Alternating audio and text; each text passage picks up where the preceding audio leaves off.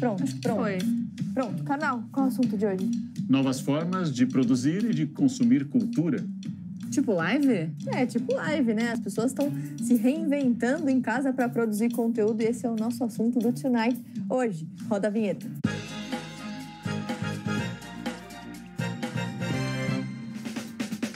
Boa noite, CNN Tonight no ar, já devidamente posicionados aqui para falar hoje sobre como o Karnal antecipou novas formas de consumir, produzir cultura agora nos tempos da pandemia de coronavírus, num momento em que a gente está discutindo muito a retomada da cultura em várias cidades do país. Como vai ficar esse setor? A gente vai trazer a perspectiva do artista e também a perspectiva do público, de em que maneira a gente vai voltar a consumir, voltar a ir ao cinema, ao teatro, aos shows, se é que a gente volta. Porque uma coisa que eu percebi, não sei vocês, é que as pessoas podem estar começando a se acostumar a consumir entretenimento, cultura, de graça, em casa, com segurança.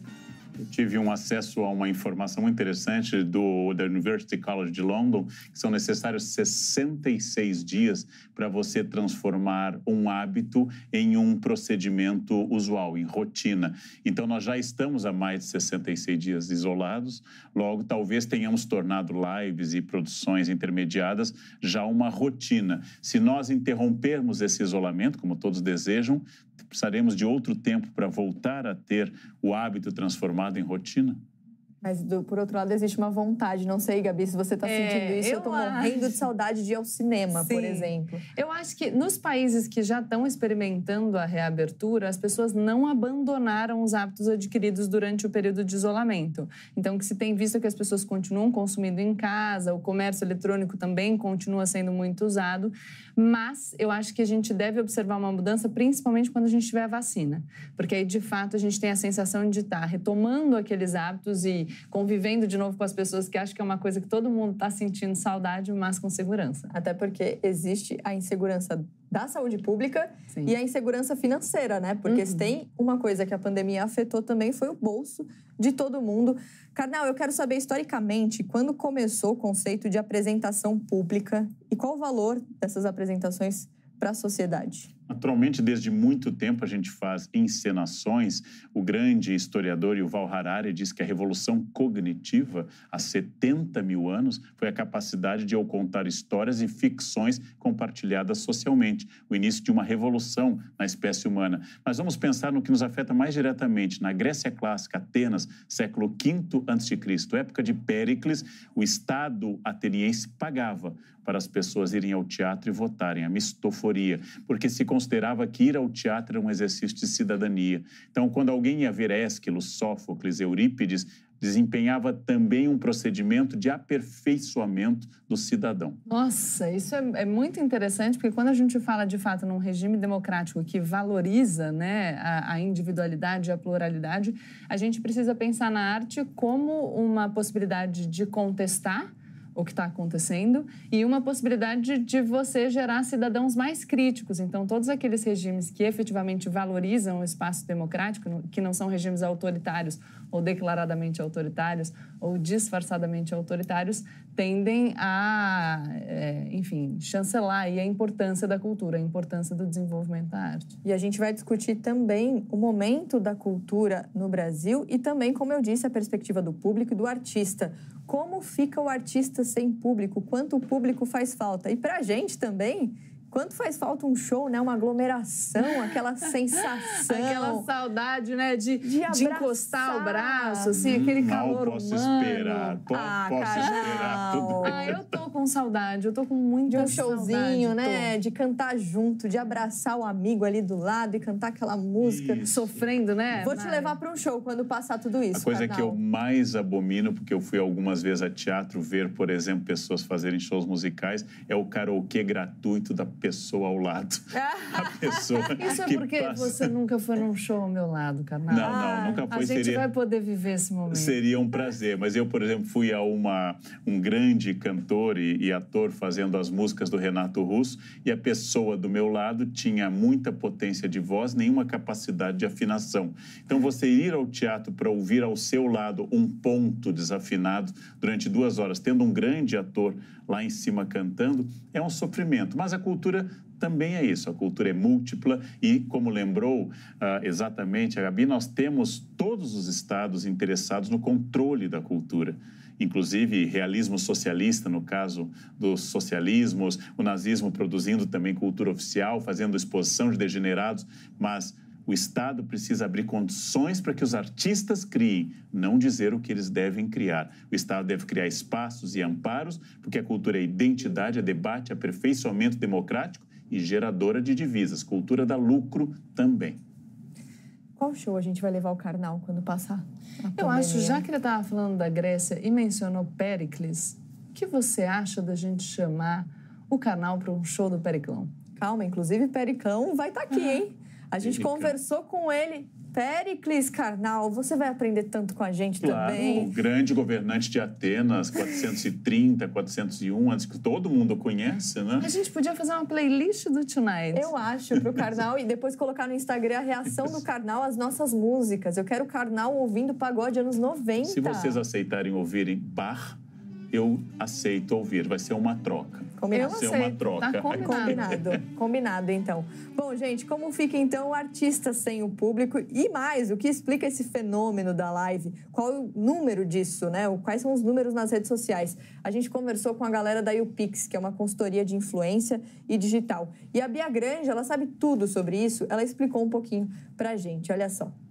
Eu, quando abro o meu Instagram, eu tropeço numa live. Eu abro o armário, tá acontecendo uma live. De repente, tudo virou live na nossa vida, nesse mundo pós-pandêmico. A gente fez alguns estudos aqui na YouPix e a gente entende que nesse momento em que a gente está socialmente distante, qualquer ferramenta, qualquer instrumento que gere aí um momento de conexão emocional conjunta pra gente é muito valioso. Só no YouTube a gente teve um aumento de 15% ao mês desde que começou a pandemia na busca por lives e conteúdo de live, e no Facebook 21%, né? E o Facebook também integra o Instagram, então assim, a gente está querendo assistir, a gente está buscando e está assistindo muito. Esses são os dados recentes agora de maio. A gente vê que as lives, elas geram até 10 vezes mais engajamento que um vídeo gravado, um conteúdo postado, né, que já estava feito antes.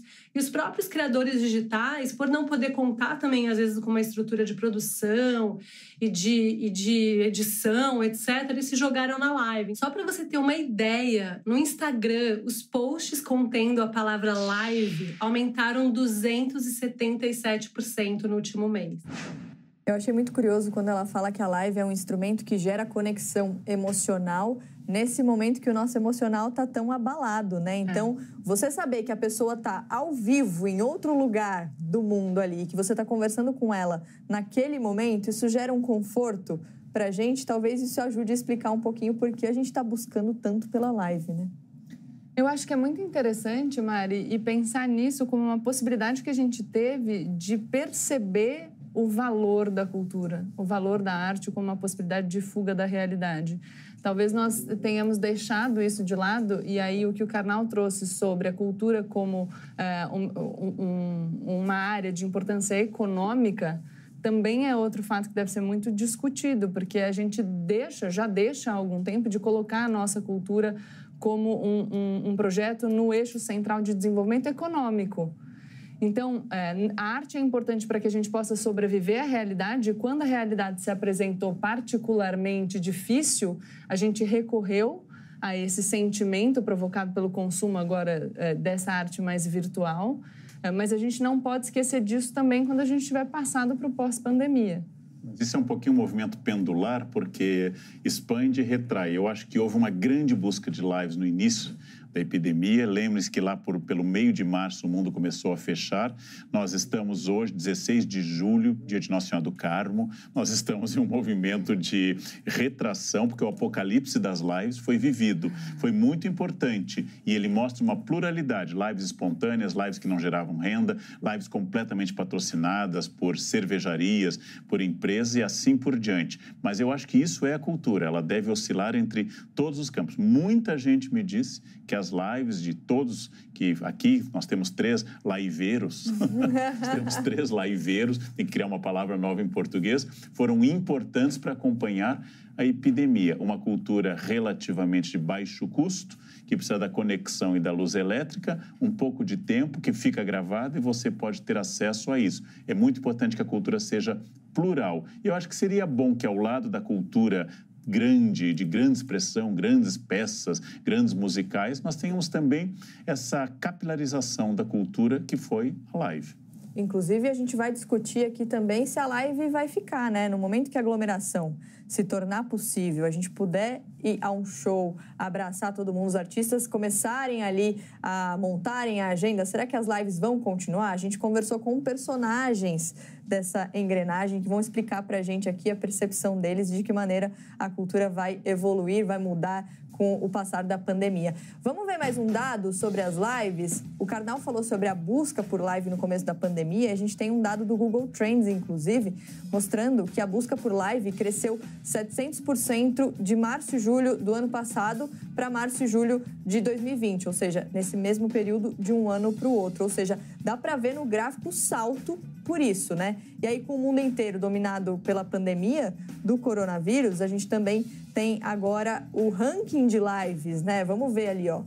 Isso a gente está falando de pico de visualizações simultâneas. A diva, rainha Marília Mendonça ali, logo no início, em primeiro lugar, Jorge Mateus, Andrea Bocelli, Gustavo Lima e Sandy Júnior. A gente percebe o poder dos brasileiros nesse ranking de lives, né? A gente acho que sempre foi um povo que consumiu muito internet, né? O engajamento dos brasileiros nas redes sociais é realmente muito alto. Então, acho que agora, quando a gente fala de live, a gente observa essa mesma tendência. E olha, a diferença, todos são primeiros lugares de abril, ou seja, mais ou menos se aproximando do primeiro mês, quando houve uma demanda maior por voltar a consumir cultura. Mas olhem dessas lives, eu assisti a do Andrea Bocelli, linda, no Duomo de Milano. E ele falou no meio da vazio das cidades, falou da solidão, falou das músicas belíssimas, Panis Angélicos, e as nossas lives brasileiras falam de festa, de bebida, de tudo mais. É muito interessante, o italiano melancólico cantando músicas extraordinárias em uma igreja extraordinária e nós falando de festa. Ninguém foi depressivo, ninguém foi solitário ou isolado. Jogar energia pra cima, né? Falar de sofrência. Marília Mendonça, vou ensinar pro Karnal umas músicas da Marília Mendonça. Eu também posso colaborar nesse sentido. Então, para cada música da Marília Mendonça que eu aceito aprender, certamente uma grande artista, eu ensino uma música de Bach ou de Beethoven. Vamos fazer o pacto. Vamos, tem uma que você conhece. Mas eu já consumo uma que você conhece, que é aquela assim, ó. Deixa mesmo de ser importante. Vai deixando a gente pra outra hora. Essa música é boa. Eu posso, então, ensinar a nona. Freuden schöne Tatas aus Elísio. Ai, meu Deus, agora o Twitter vai ser, vocês estão entrando... A gente é uma péssima influência pro Karnal. É a bactéria do karaokê que está atacando aqui. É verdade, né? A gente começou criticando o karaokê, agora acho que é aquela demanda reprimida por cantar. Vamos levar o Karnal no karaokê. Gente, vamos fazer um programa no karaokê. Ai, meu Deus! Foco, programa, volta aqui, ó. Volta aqui. O Karnal tá pedindo foco. Vamos voltar aqui para falar, mas tá marcado. Coloca na agenda que quando passar a pandemia, essa turminha do barulho aqui vai aprontar bastante. Porque olha só, gente, como a Gabi já antecipou aqui, Péricles, um nome que a gente gosta bastante no meio da pandemia de coronavírus, ele teve, claro, que se reinventar, assim como muitos outros artistas. E ele fez muito sucesso nas lives que ele transmitiu no YouTube. Mais de 16 milhões de visualizações. Os shows foram um sucesso, segunda live brasileira mais comentada no Twitter no mês de abril e está também entre as mais assistidas no YouTube. O Péricles conversou com a gente aqui para contar um pouquinho sobre essa experiência da live e de que maneira ele aprendeu com isso, e a gente vai ver um trechinho dessa entrevista agora. Grande Péricles com a gente aqui. Péricles, Pericão, como todo mundo te chama? Péricles, Pericão. Pericão ultimamente é Pericão, Periclão. Sempre que chega alguém, né, os motoboys vêm entregar comigo. Oh, Pericão, oh, que legal!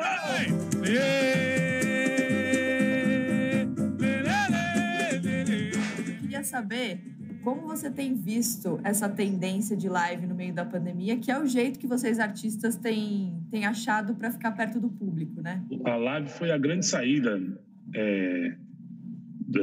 para esse momento onde A gente continua levando o entretenimento, a live não só para o entretenimento, mas também é uma ferramenta de ajuda, né, de auxílio. Mas principalmente matou a vontade da gente tocar, né? De estar junto, que foi maravilhoso. Foi uma porta para todo mundo estar junto ao mesmo tempo. Foi maravilhoso. Eu gostei muito da ideia das lives. É um show para quem não podia ir aos shows, né? Para quem não foi em nenhum momento e para quem foi e de repente quis matar a saudade. Inclusive tem isso, né? Você acaba atraindo um público que normalmente não iria ao show porque agora tem esse acesso mais tranquilo. Você acha que depois esse público pode mudar? Você pode ter novos fãs quando passar a pandemia? Olha, eu creio que sim. A live permite isso, né? A gente tem a chance de, com a live, ter um formato de show até diferente, né? E disponibilizar nas redes como um produto a mais. Então, isso também ajuda, né? Quem não foi ao show, quem não assistiu à live, tem a chance de ver depois e a gente tem também a chance de ganhar um fã a mais. E dessa vez,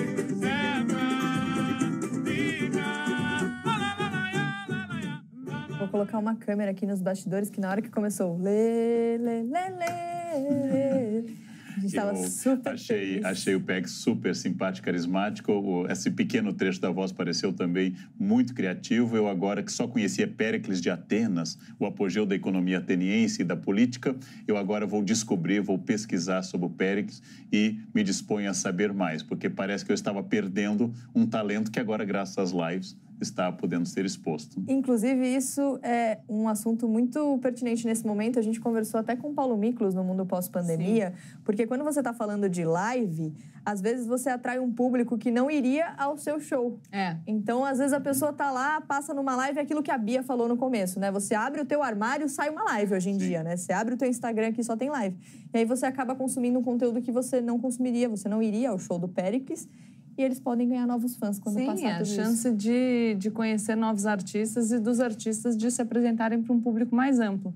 Uma coisa só que eu gostaria de observar é que muitas vezes quando a gente fala de live, a gente fala da democratização do acesso à cultura. E a gente precisa ter sempre em mente também que, muito embora algumas pessoas que não tivessem a possibilidade de ir a um show consigam consumir esse conteúdo pela live, a gente precisa saber que no Brasil o acesso a computadores e à internet não é igual para todo mundo. Então, a gente tem um país extremamente desigual. Essa foi uma discussão que, aliás, a gente fez muito quando discutiu o adiamento do Enem. Então, é uma coisa que a gente tem que ter em mente quando fala de democratização de acesso, porque não é igual para todos. E mesmo gente muito jovem também está descobrindo músicas. Eu pesquisei, Spotify comunica que a música mais pedida no início da pandemia é uma música de 1977, ao sexto, o dia em que a Terra parou. Ou seja, o trabalhador não foi trabalhar porque o patrão não estava lá, a dona de casa não foi comprar pão porque o padeiro não tinha feito pão. Então, uma música de 77, eu tinha 14 anos. Muitas pessoas descobriram na live. Agora, hoje, 29% das pessoas, a maioria, o que você mais procura em Spotify? Disseram gospel. 27% rock também. A música dessa época de epidemia é gospel. Se você abrir o teu Spotify agora, o que tem de música ali? Eu tenho uma longa lista de Bach, que é para todas as ocasiões, que eu uso muito, mas uma pessoa me fez algumas listas para eu atualizar gosto. Eu tenho uma lista Carnal Brasil e Carnal Contemporâneo, porque eu queria conhecer, e eu disse a ele que fez para mim essa lista, o Felipe, obrigado, Felipe, faça uma lista do que eu não conheço, de coisas novas, e eu ouvi várias coisas novas, mas realmente, quando eu quero trabalhar, ou eu quero correr, ou eu quero andar de bicicleta, eu quero treinar, é Bach, sempre é Bach. Carnal Brasil, Carnal Contemporâneo. Exercício, porque eu uso muita música clássica para estudar, agora para fazer exercício não consigo, aí eu vou para outras músicas, ouço meu marido, música eletrônica. Teu Spotify? Então, meu Spotify é uma grande mistura. Eu tenho, assim, eu ouço muita música popular brasileira, só que como eu não posso ter letra para estudar, eu ouço muita música clássica para estudar. Eu tenho um gramofone que amplifica o som do celular e aí eu coloco em casa, é bem legal. Eu fico ali entre Beatles, gosto muito de Los Hermanos também, então fico... Você consegue ler com letra? Não. Não, eu também. Eu fico em silêncio. Eu fico prestando atenção na letra. Então, para estudar, eu gosto, assim, obras de teclado de Bach, ou então Concerto de Brandemburgo, quando é para animar. Mas se eu colocar uma cantata café, que eu adoro, eu fico prestando atenção na letra e eu não consigo me concentrar. A mesma coisa eu. Se tiver letra, ainda que eu não saiba a letra, não consigo concentrar. Eu também não consigo. Bom, lembrando que você pode ficar de olho em tudo que está acontecendo aqui no programa, na frente das câmeras, nos bastidores também, com o nosso time do Instagram. É só você seguir a gente no @CNN Brasil Tonight. E tem também o QR Code que a câmera já muda para o Karnal. Eu amei isso! O Karnal Code. Karnal Code, aí põe essa câmera. O Jorginho tá aqui, ó. Gostei, Jorginho. Karnal, aponta ali pro QR Code, então. Aqui, ó. Não, do outro aqui, lado. ó. Lá. Karnal com defeitos de lateralidade. É só apontar a câmera do teu celular pro QR Code que você vai direto pra nossa página lá no Instagram, @CNN Brasil Tonight. Bom, gente, a gente tá falando muito de live de música, né? Mas tem outras lives e eu queria a contribuição da Gabi e do Karnal aqui pra gente também trazer esses outros exemplos. Porque eu já vi live, por exemplo, de contação de história para criança. Isso é muito curioso, é muito legal. Live de esporte, live de política, palestra, tem dica de culinária. Então, tem um mundo enorme de possibilidades dentro das lives, né? Eu fiz lives com muitas pessoas. Então, o Dr. Drauzio Varela, fiz com amigos, professores, etc. Muitas de muito sucesso, como com o Padre Fábio de Mello. Mas é uma coisa muito interessante. Fiz uma live recente, semana passada, com uma professora especialista em Nietzsche. E ela teve uma ampliação, não é só porque a professora Scarlett Martin é uma autoridade e é uma excelente professora, mas o tema Nietzsche pegou nas pessoas, né? Então, isso é muito interessante, a variedade das pessoas. E como a epidemia foi também uma pandemia, as lives que falam de culinária, as lives de fazer pão em casa, tiveram muito sucesso, porque foi uma redescoberta do espaço da casa, né? Uma redescoberta das possibilidades da casa. O Karnal falou da live sobre Nietzsche, eu fiz as lives sobre política com a Anitta. E uma coisa muito interessante é a diferença na abordagem. Então, eu também fiz muitas palestras e quando eu faço palestras, geralmente estou falando sobre a minha área, que é direito, eu sou professora de processo penal, aí o vocabulário é um vocabulário não tão compreensível para todo mundo. E quando eu vou falar de política com a Anitta, a gente desenvolve o tema de outro jeito. Então, é muito legal a gente perceber como dá para falar de um mesmo assunto de diferentes maneiras. E quando a gente está falando de live, né, às vezes as pessoas lembram só da música, como eu disse, mas no caso da Gabi, falando da palestra sobre política, a gente tem uma disseminação de conhecimento muito grande num momento em que o conhecimento é tão importante, né? Então, tem também as lives sobre o próprio coronavírus, a própria pandemia, as lives sobre ciência, para as pessoas se informarem sobre isso. Então, existe uma utilidade enorme, né, em termos de informação. Muita gente produzindo conteúdo online, não só em formato de lives, mas também sobre as questões relacionadas à pandemia, então difundindo conhecimento da ciência. Acho que a gente tem aqui, o professor Karnal é um grande exemplo disso, né? De como a academia consegue alcançar mais pessoas. Isso é muito legal. Eu acho que é um movimento que deve ser valorizado. Eu acho que foi a historicidade do momento, a especificidade conjuntural, mas existe uma outra questão. Eu acho que todos os professores, intelectuais, acadêmicos, nós sentimos que, de alguma forma, nós falhamos. Porque nos anos anteriores ficamos muito fechados na academia. Então, é como se que algumas coisas que aconteceram no Brasil tivessem sido derivadas da nossa falta de capacidade de comunicação. Então, quando eu converso com a grande professora e amiga Lilia Schwartz, é muito bom falar sobre a história do autoritarismo brasileiro, é muito bom que esses livros, essas ideias cheguem às pessoas. Vou debater Agora vou debater com a grande Fafá de Belém sobre o envelhecimento, sobre a invisibilidade das pessoas mais maduras. É muito bom que as pessoas vejam, por exemplo, Fafá, as pessoas conhecem como uma grande cantora, mas poucos sabem aquilo que eu sei, que ela é uma mulher extraordinária para pensar, vida e assim por diante. É isso, é uma democratização em muitos casos. Claro, só precisa lembrar que não é necessário que todo mundo faça todo dia uma live para todo mundo. Às vezes, é melhor escutar do que falar. Então, é bom não imaginar que eu precise falar sempre. Algumas vezes, quando eu tiver algo para dizer. A live abre um caminho gigante de possibilidades. Bom, como eu disse no começo aqui do Tonight, nesse momento a gente também está discutindo a retomada em várias cidades. Então, no começo a gente falava só de live. Agora o assunto também começa a ser o drive-in. E a Gabi participou de uma experiência, você participou de um TED Talk sobre isso. O TED São Paulo. E aí, você fez no estádio, no Allianz, só carro. Só carros. Como foi essa experiência? Diferente. Eu nunca tinha palestrado num estádio para pessoas, então no antigo normal. Olha, eu nunca tinha palestrado no antigo normal num estádio, mas já tinha feito várias palestras, já tinha dado várias aulas na vida. Mas aí subir no palco e olhar para os carros me causou alguma estranheza, porque eu ficava procurando os rostinhos, assim, para eu conseguir entender a reação, sabe? Eu falo que, como professora, a coisa que eu mais sinto falta da sala de aula é a afeição do aluno quando ele entende. Que ele faz aquele... Então, eu olhava para as pessoas ali nos carros e algumas pessoas colocavam a cabeça para fora da janela. E aí, a reação passa a ser de outra maneira. Então, quando eu desço do palco, as pessoas começam a me marcar no Instagram com os vídeos da minha apresentação e a reação delas. Então, até a forma da gente interagir com as pessoas muda nesse sentido. Não só quando você está lá em cima do palco, mas depois que você sai, quando as pessoas te dão o retorno. É esquisito isso, né? É esquisito você falar por meia hora ou por uma hora olhando para a câmera do computador, que não é você que está acima. É esquisito. É dificílimo. É esquisito. É conversar com a câmera. Eu acho que essa é uma habilidade, porque aqui eu estou conversando com a câmera, mas eu tenho gente ao meu lado, eu tenho gente na frente, eu tenho gente atrás da câmera. Então, como diz exatamente a Gabriela, o momento melhor da vida de um professor é quando o mundo faz sentido. O aluno faz um link, ele tem aquela que eu chamo de reação bovina. Em algum momento, aquilo surgiu. Isso é maravilhoso. E um professor é um pouco vampiro desse olhar, né? Agora, falar para a câmera, ou ouvir palminhas quando a live é palminha, coraçõezinhos explodindo, muita gente mandando mensagem. É bom, mas é uma mudança, é transformação, como eu citei no início, de um hábito em uma rotina. É uma novidade.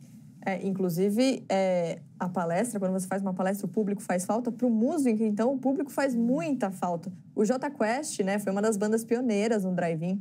Eles lotaram o Allianz no fim de junho. Lembrando que como funciona o drive-in, né? Ao lado de cada carro ali tem 2 caixas de som. Então, é um pouco diferente, mas também não é uma novidade, né, Karnal? Antigamente tinha ali o cinema drive-in, a diferença é que agora não é mais só filme, né? É que o cinema drive-in, ele é uma necessidade muito ampla. Ele nasce da vontade de ver filmes, da cultura do automóvel nos Estados Unidos, mas também de uma necessidade de intimidade e isolamento que as casas não proporcionavam.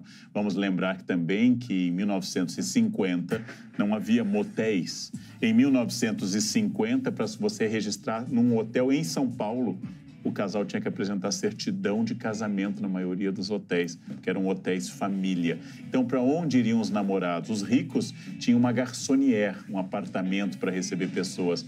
E os outros para onde iriam, né? Essa intimidade cria, junto com a cultura do automóvel e a cultura do cinema, cria o drive-in, que está sendo ressuscitado com bastante sucesso. A gente está com algumas imagens na tela ali, que o Du Palácio, nosso editor aqui, grande Du, separou pra gente, imagens ali dos Flintstones também. Eu vi um pouquinho ali de Riverdale, que é uma série recente, mas que traz um pouco também do cinema drive-in. E é legal recuperar essas imagens, né? Pra gente ver como isso já existia e que agora tá voltando, porque a pandemia meio que... Claro, eu acho que é legal a gente, enfim, refletir sobre a nossa possibilidade de adaptação também, né? Conforme o mundo vai mudando, a gente se adapta àquilo que a circunstância nos impõe. Então, tudo bem, a gente poderia preferir assistir o cinema do jeito que a gente estava acostumado, mas isso não significa que a gente não possa desfrutar dessas novas formas e não necessariamente abandoná-las depois. A gente pode ter 2 jeitos de consumir, né? Quanto mais, melhor, né? Bom, será que as lives vieram para ficar? Vamos ouvir outro trecho da entrevista da Bia Granja, da YouPix, agora, com a opinião dela justamente sobre isso. Muita gente nos pergunta, e aí, você acha que depois que passar a pandemia a gente vai desencanar de live? Eu, sinceramente, acho que não, porque esse formato, ele tá tão, acho que já tá tão demandado e tá tão naturalizado pra gente nesse momento, que eu acho que ele veio pra ficar. A gente tá muito mais confortável com esse tipo de consumo, tanto na produção né, quanto para quem assiste aqui. Então, eu acho que as lives, elas são uma grande tendência que nasceram aí nesse momento de pandemia, em que a gente quer esse calor, a gente quer se conectar com as pessoas ali de um jeito mais em tempo real. E acho que esse tipo de linguagem deve vir para ficar mesmo. Acho que ela traz um outro lado importante ali, que é a facilidade de você montar uma live. Então, a produção é mais fácil, não tem edição, porque você coloca a live no ar ali e ela simplesmente vai. Então, ela facilita um processo e leva o conteúdo de uma maneira mais fácil. E esse improviso dessa vida virtual, ele ficou até divertido, né? Nós tivemos ontem uma reunião de pessoas que produziam material aqui em São Paulo e houve cachorro, houve criança, houve marido entrando de sub, só não houve, como na live do Porchat, uma esposa passando de toalha atrás. Mas o resto... Nathalie, maravilhosa. O resto aconteceu. Sou presidente do fã-clube da Nathalie. Eu achei incrível também, incrível. E isso aproxima o artista do público, né? As pessoas olham e falam, olha lá, ele tá na casa dele e pode acontecer, gente. Ele faz no closet, ou seja, ele voltou pro armário, o Porchat. Todo mundo saindo do armário, e ele voltou pro armário, foi pro closet. Mas sabe que eu acho que isso incita uma outra discussão muito importante, que é a da eventual percepção do público de que, embora a live dê menos trabalho, ela não dá trabalho nenhum. Então, acho que isso conversa um pouco com o que o Karnal falou sobre nós não precisamos falar sobre tudo, né? Principalmente quando você vai fazer, por exemplo, uma live sobre Nietzsche, precisa ter estudado a obra de Nietzsche. Não adianta só ligar o computador para falar sobre algo que você nunca estudou. Então, tem um processo de preparação. E a gente pensar também nos profissionais de bastidores. Porque se existe um ponto positivo de a live dar menos trabalho para produzir, a gente tem um pessoal que fica sem trabalho. Então, quando a gente fala de um show, não é só o artista que está lá cantando ou o DJ que está tocando, eu sei disso porque o meu marido é DJ. Mas tem um monte de gente que trabalha atrás das câmeras, que está atrás do palco, produzindo, o técnico de som, o técnico de luz, o segurança, a equipe de bar. Então, tem muita gente que depende desse mercado. E não as pessoas que estão só diretamente ligadas ao DJ, ao grupo, mas também as pessoas que estão indiretamente ligadas. Daqui a pouquinho a gente vai ouvir também. Deixa eu pegar o telefone. O nome dele aqui, o Seu Severino. O Seu Severino vai contar um pouquinho para a gente a história dele, a perspectiva dele no meio da pandemia. O Seu Severino, ele é um pipoqueiro de um teatro aqui de São Paulo, vai contar de que maneira a pandemia está afetando ali o trabalho dele. Bom, como vocês viram, a gente conversou com o Péricles, que é um dos reis das lives aqui no Brasil nesses tempos de pandemia, e a gente perguntou para ele também sobre a dificuldade do artista de fazer um show inteirinho sem o calor da plateia. E aí o Péricles contou pra gente que ele tá ali dividido entre o amor do público e também de uma pequenininha que nasceu no meio da pandemia. Vamos ver. O quanto faz falta o público pro artista? O público é o combustível, né, do artista. A emoção do ao vivo, de estar com a galera, de você cantar uma canção e ver nos olhos das pessoas a resposta, com emoção, com uma lágrima, com um sorriso, é tudo, né? Então, a gente sente muita falta. E a pandemia ensinou a gente a sentir até muito mais falta dessa interação, que é tudo, para nós é tudo. Faz uma falta tremenda. Invisível, só vem mostrar, o que aprendi, deixa comigo. Como você imagina que vai ser o retorno do Péricles aos palcos, o retorno com o público? Bom, primeiro que eu vou ter que levar a Maria para tudo quanto é... Maria Helena, minha filha, que tem 5 meses, e eu vou dar um jeito de levar ela para tudo quanto é lado, porque eu não vou conseguir fazer show sem ela do lado, né? E aí o show vai ter que ser isso, né? Família toda, mala, cuia, carrinho, mamadeira, mas principalmente com todo mundo bem junto, e eu espero que isso passe logo, para a gente estar junto com a galera. Madureira, em cada esquina um pagode e um bar, em Madureira. Que clima gostoso do Péricles, né? Eu gosto ali da esperança dele em ver logo todo mundo bem, todo mundo junto. Vocês já pararam para imaginar como vai ser a volta, o retorno? Muito, já. Muitas vezes. Eu tô sentindo muita saudade de interagir. Eu sou uma pessoa, enfim, que gosta dessa interação mais próxima. Então, eu tô sentindo bastante falta. Tô morrendo de saudade da minha mãe. Tô com vontade de ir de novo num show do meu marido. E ele deve estar também desesperado, o Thiago né? Tá Assim, eu acho que a sorte dele foi que a minha vida mudou tanto nos últimos 4 meses, ele me ajuda tanto na gestão dessa nova carreira, que pelo menos ele se distraiu. Porque imagina, ele estava acostumado a viajar todos os finais de semana com mais de um show por noite. Então, para essas pessoas, de repente, para tudo, é realmente muito difícil. Aliás, Thiago fez aniversário essa semana. Parabéns, Thiago. Parabéns, Thiago. Nós temos que lembrar também que o que está em crise nesse momento é a indústria de calças, já que as pessoas filmam só daqui para cima. Tá todo mundo de abrigo, moletom ou de cueca. Você também, Karnal? Nunca, nem forçando, nem matando. Eu tô sempre completamente vídeo. Você nunca sabe o que pode acontecer. Não, eu tô sempre de moletom. O Karnal diz que ele acorda de sapato. Acordo. Na primeira eu tremo, depois eu ponho o sapato. Me sinto super. Eu acho que é uma característica você poder olhar muita gente está ligando hoje por vídeo, aumentou essa necessidade, então é preciso. Mas eu estou na idade que a gente precisa melhorar a moldura à medida que a tinta do quadro fica pior. Então, você precisa de uma moldura mais brilhante, né? Sabe que eu tenho uma história engraçada sobre essa coisa de roupa das lives? Eu fui convidada para participar de um painel com uma pessoa muito importante no Poder Judiciário brasileiro. E aí eu estava no dia, em casa, correndo, vai para lá, vai para cá, e sentei para fazer a live. Essa autoridade começa a falar e eu começo a olhar para a câmera, assim, me vendo, e eu percebi que eu estava com uma camiseta do Metallica. Adoro! E aí eu notei que eu estava ali com a camiseta do Metallica, porque, né, a gente tem os personagens. Então, nesse dia eu estava a Gabriela, professora de processo penal, advogada, ali séria. E aí eu me olhei com a camiseta do Metallica e eu fiquei, e agora o que eu faço? Eu troco ou não? Mas eu fiquei. Fingi que nada tinha acontecido. E aí, agora advogadas, minhas antigas estagiárias mandando no WhatsApp, você é maravilhosa, você tá com a camiseta do Metallica. As pessoas estão percebendo. Eu acho incrível. E volta um pouco para o nosso assunto da semana, que é quebrar o estereótipo, né? Nossos assuntos, eles conversam bastante sempre aqui.